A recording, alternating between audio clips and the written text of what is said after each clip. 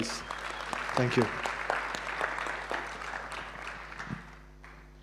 I'm so excited to share my message with you. I couldn't wait.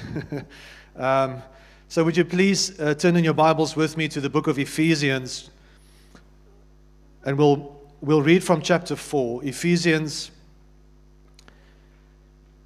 Last week, I shared with you about the victorious church,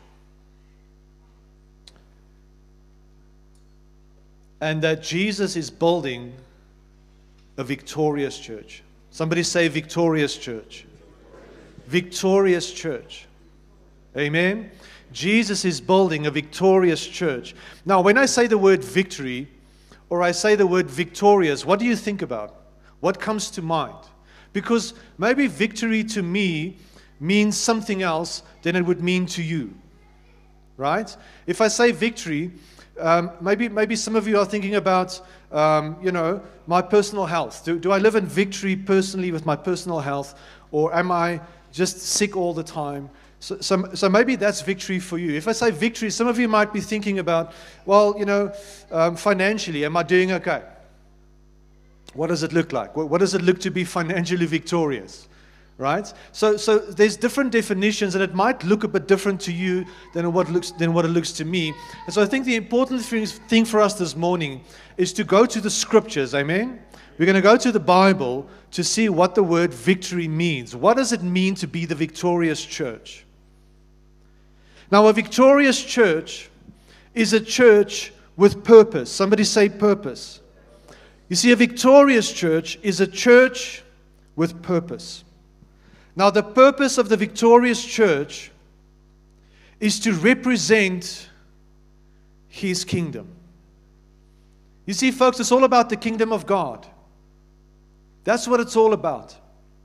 That's why you came here this morning, is to celebrate the kingdom of God. Amen? Is to celebrate it with God's people. That's why I love Sunday mornings. I love being together, because I don't get to see all of you during the week. And I love being in the same room with you and celebrating the King, celebrating His goodness, celebrating the kingdom. Because that's the purpose of the church, is to represent the kingdom. Now, God's kingdom is advancing right around the world. We see this everywhere. We see churches all over the world growing and impacting with the kingdom. This is happening as we speak. God's kingdom is advancing, and as it advances, we see heaven invading earth. Do you remember what Jesus prayed? He said, "Let your kingdom come, and let your will be done on earth as it is in heaven." So the desire of the Father's heart is for heaven to invade earth. Who of you know that heaven can invade your marriage? I was hoping for more. It's so quiet. Dan was very happy about that statement.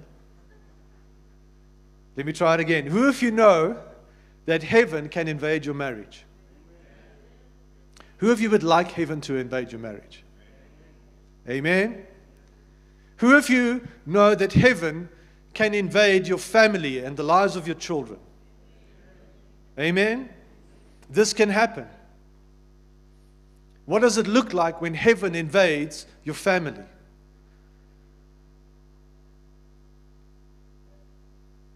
Because Jesus said, pray like this. He says, pray, let your kingdom come. Let your will be done as it is in heaven. Let it be done on the earth. Let it be done in my family. Let it be done in my body. Let it be done in the workplace where I work.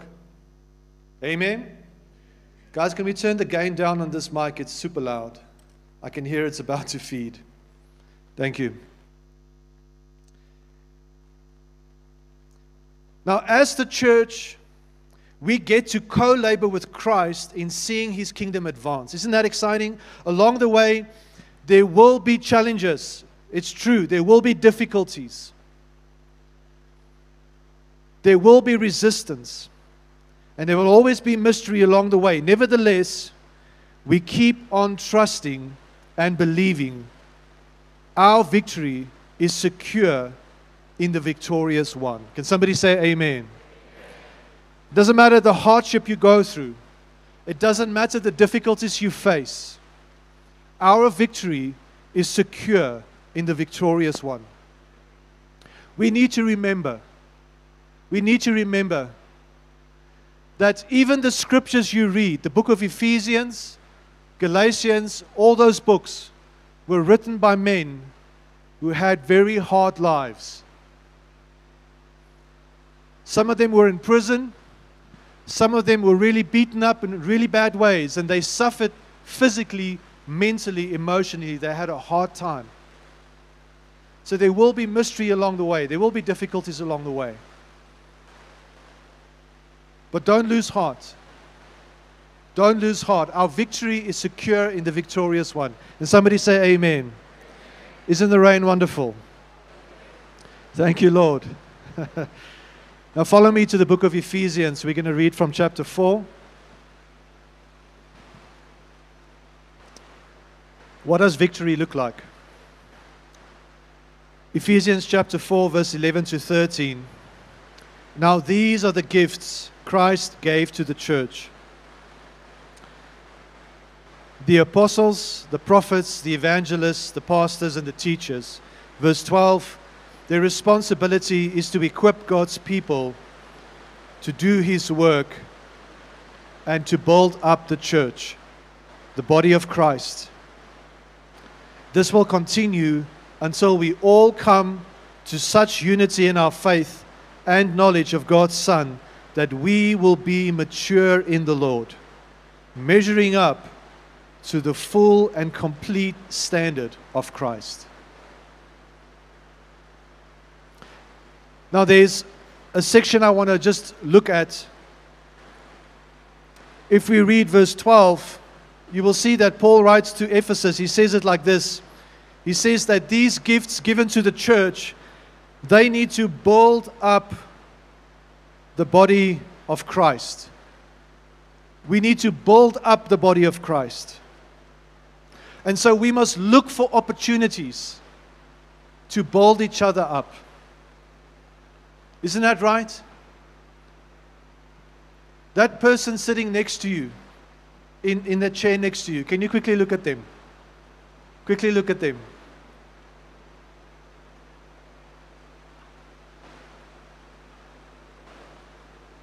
That beautiful specimen sitting next to you is part of the body of Christ. And you have a responsibility to build up the body of Christ. Amen? Competing with the rain this morning. It's okay.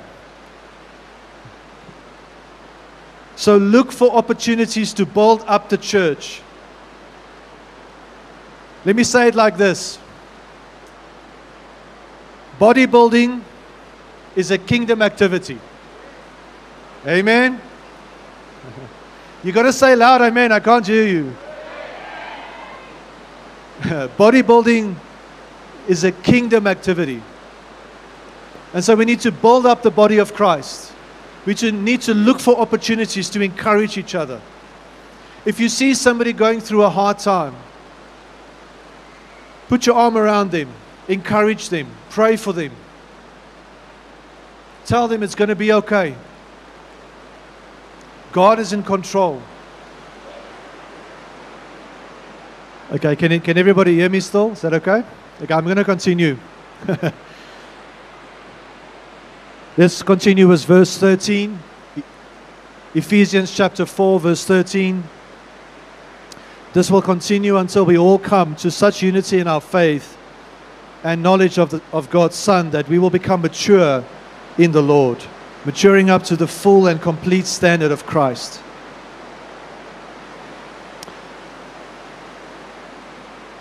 And so victory in Christ is not only a position, it's also a journey. Because it will continue.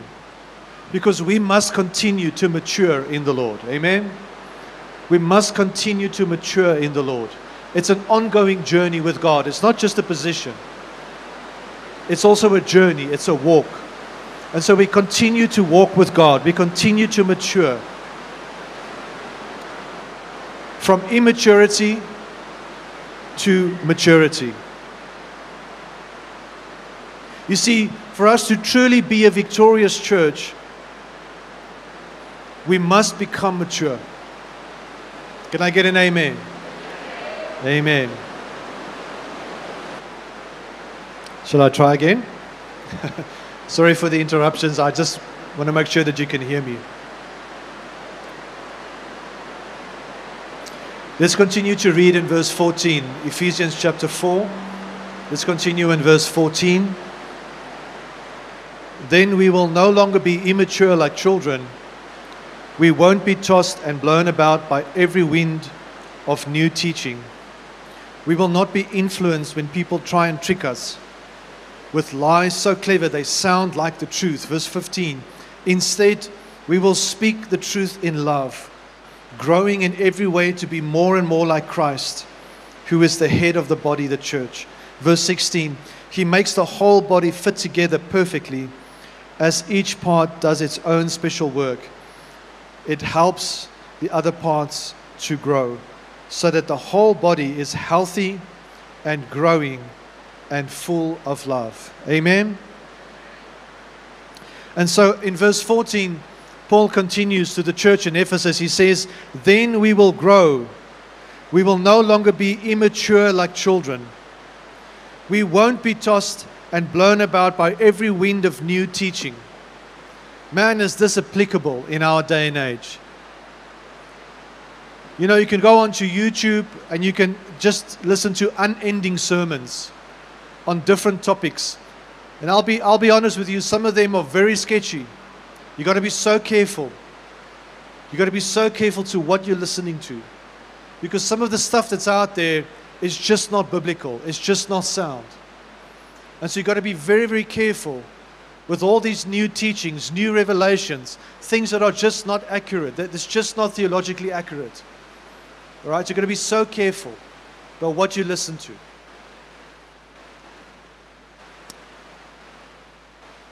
And so part of being mature is growing up in the Lord.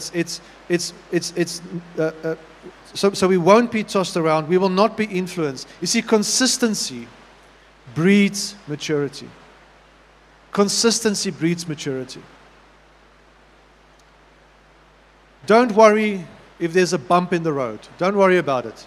If you hit a bump in the road, just get back on track. Because consistency is the name of the game.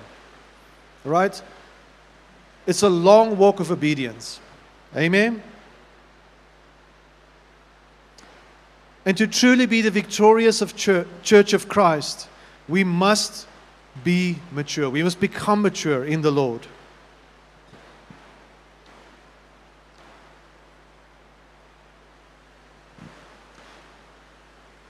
So let's go to Ephesians chapter 4, verse 21, 24. Let's continue to read.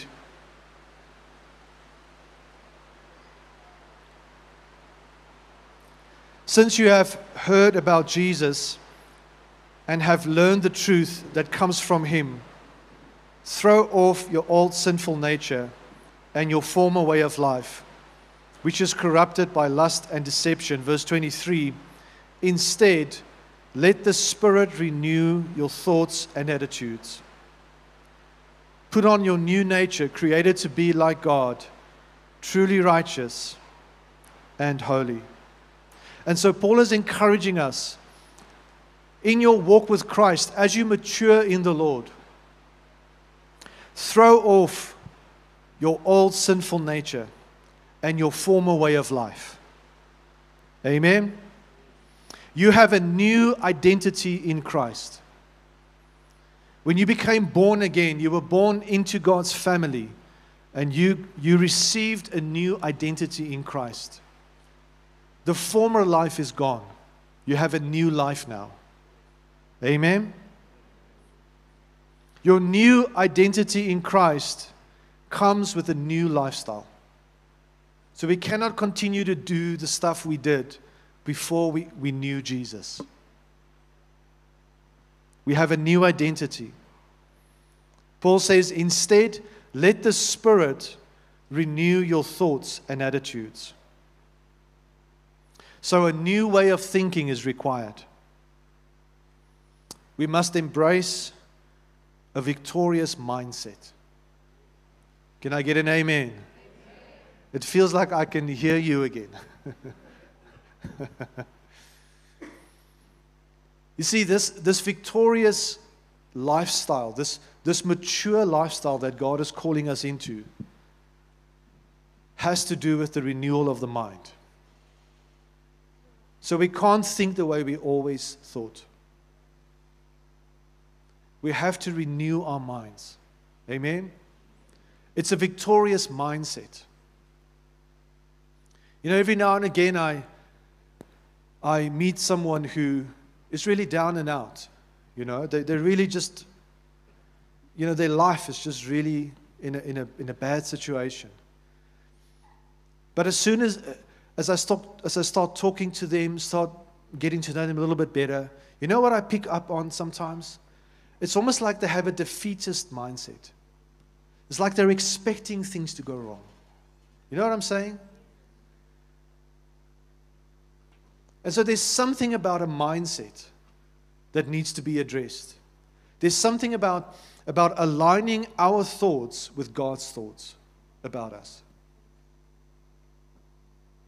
And that's part of your journey for us to be a truly a victorious church. We need to mature the way we think as well. Amen? That's part of our faith walk. You know, Debbie and I, we do a lot of things by faith. We do. We've raised 5 children by faith. Amen? We're the parents in the room.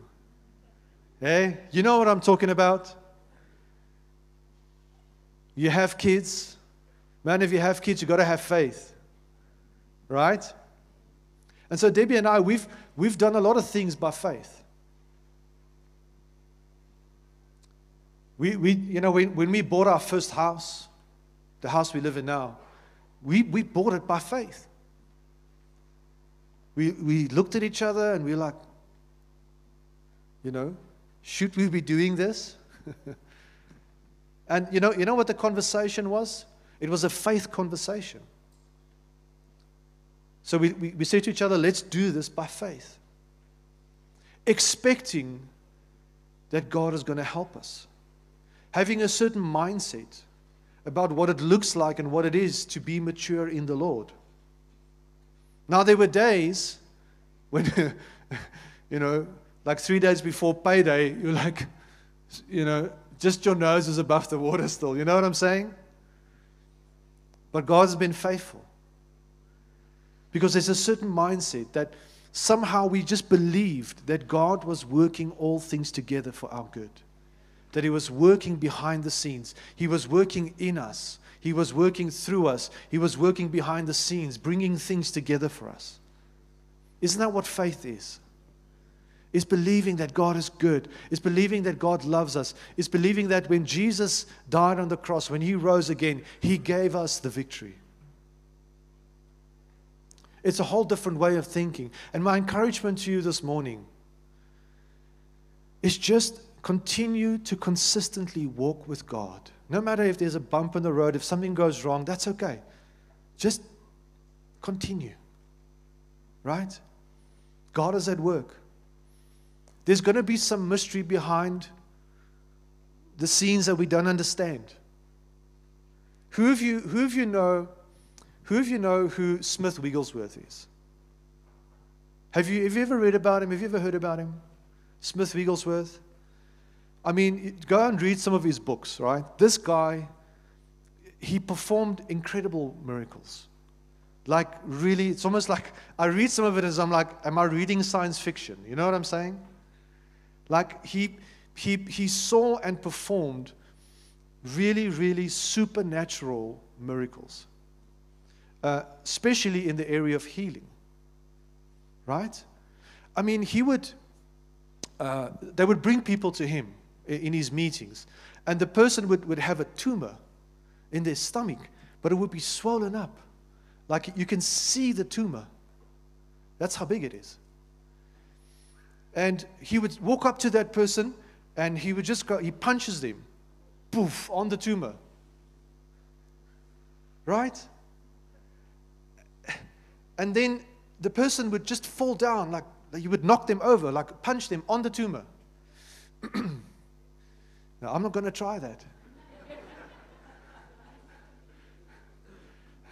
God knows my faith isn't there, you know what I'm saying? I'm not punching no one with a tumor, you know what I'm saying? I'm not doing that. He punched a guy with a tumor. He punched him on the tumor. And then the person falls to the ground. That's how hard he punches him. And by the time they get back on their feet, the tumor has disappeared. Completely free of cancer. And there would be story upon story, and account upon account about this guy, Smith Wigglesworth. The things that he did was really like, it blows you away.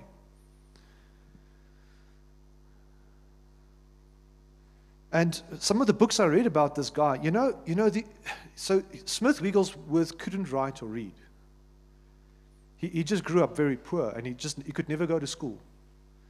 And so he taught himself to write and read by reading the Bible. That's the only book he ever read.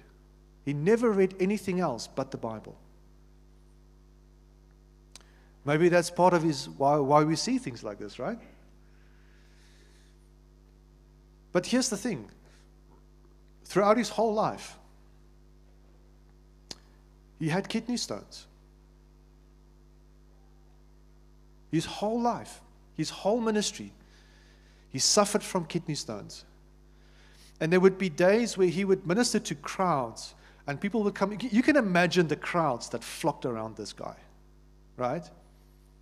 I mean, I would be there just to see him punch a guy with a tumor. You know what I'm saying? His whole ministry, his whole life, he was never healed of kidney stones. Never. He prayed every day. He was in excruciating pain. And God never healed him. I mean, this guy, he raised the dead. He would pray over a corpse and it would come alive. And God never healed him of kidney stones.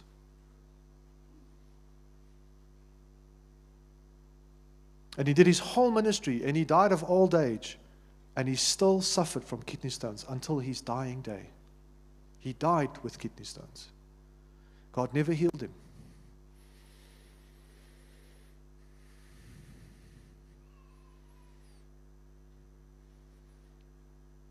And so I don't think victory looks like God answered everything you ever prayed about. I don't think that's victory. Because there's going to be mystery along the way. There's going to be things we just don't know why God's not answering that. It's going to be part of our lives. We need to embrace that He is God. Right? I'm not. He is God. I am not. That's part of our victory journey. It's part of our maturity. It's part of the journey. Who of you know who Bill Johnson is from Bethel? You know who he is? And so we know Bethel. I mean, the whole church, the whole movement is known for their healing ministry. Isn't that right? I mean, Bill Johnson, they have accounts upon accounts of supernatural healings, blind eyes opening. I mean, just you can name it, it's there, it happened. But who of you know that Bill Johnson's wife passed away from cancer? And they prayed with her on her deathbed. They were next to her, believing God for a miracle. And it never happened. And his dad passed away from cancer as well.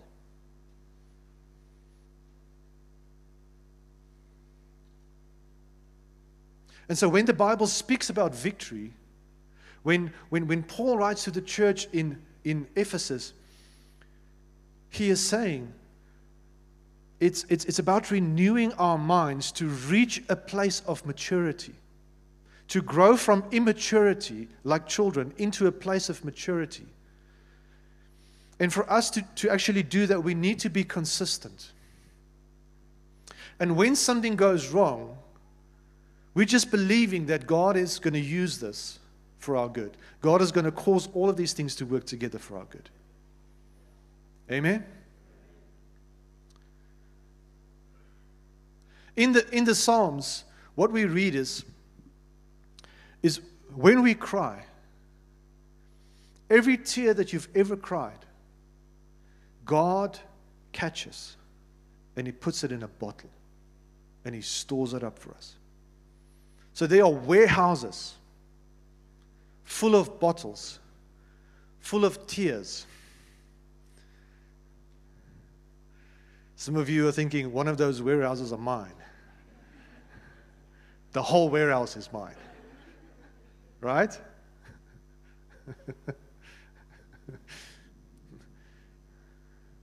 It's because every tear you ever cried, God knows about and He cares about. And He will not waste anything you ever went through in your life. He will use it. He doesn't waste our hardships. He gets us ready. It's part of our journey of maturity in the Lord. Amen? And so Paul writes like this. He says, throw off your old nature. You have a new nature. Renew your mind. Let the Holy Spirit help you. Get into the Word. Renew your mind. You have to think differently now. You cannot think like a defeatist. You have to think like somebody who is a victorious person. Why is this important? Why is it important that the church is a victorious church?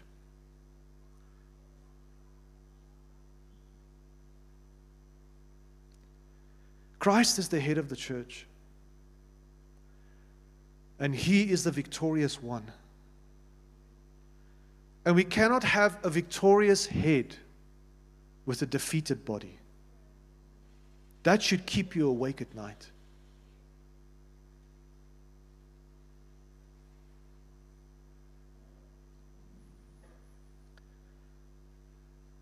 God is patient with us. He doesn't want anyone to perish, but everyone to come to repentance. And He wants to use His body. He wants to use us to be His hands and His feet.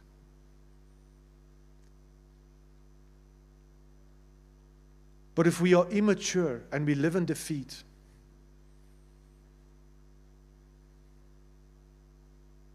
it's not going to happen. And so there's something very special happening inside of you right now. It is the work of the Holy Spirit, bringing about maturity.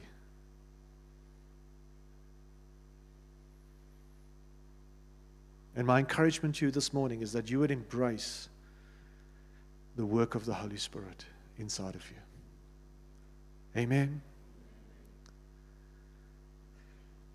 You know, every time I go through something difficult, and I do, there are things sometimes I face that's very challenging to me.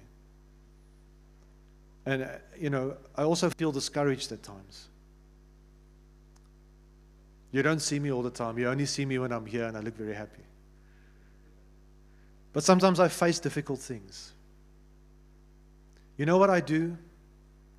You know how I start to pray about these things? I say, God, is there something in me that must become Christ-like? Is there something in me that must still mature? Because I just want to see your kingdom more and more.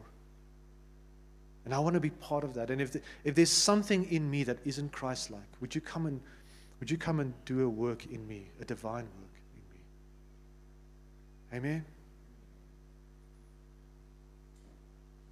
And I want to encourage you to pray prayers like that. Say, God, bring about maturity in me.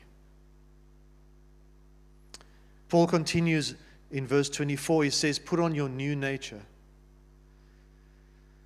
created to be like God,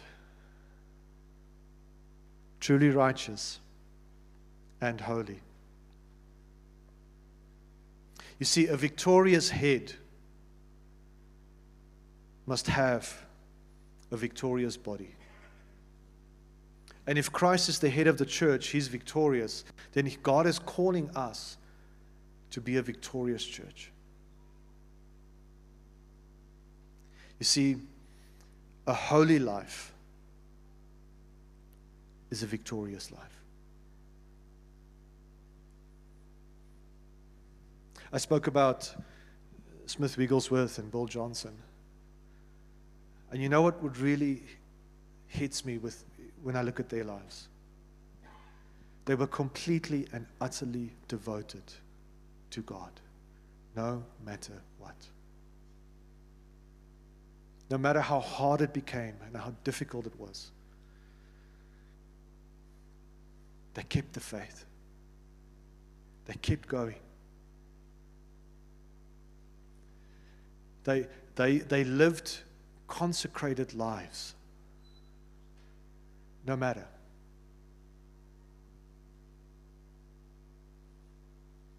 And I really feel that God is calling us as a church into that kind of maturity. Amen?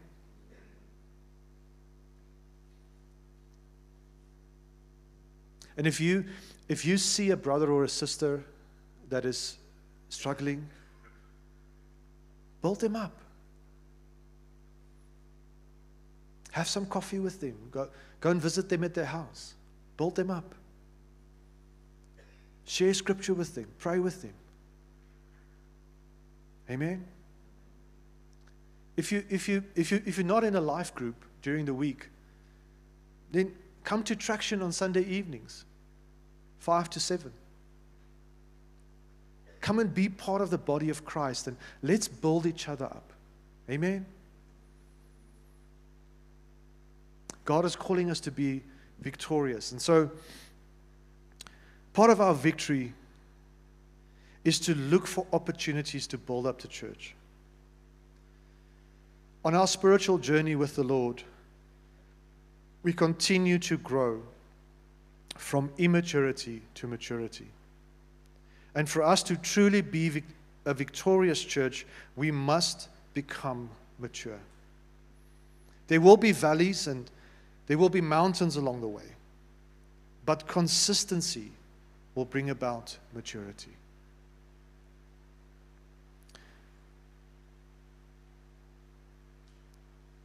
As a mature church, we represent Jesus.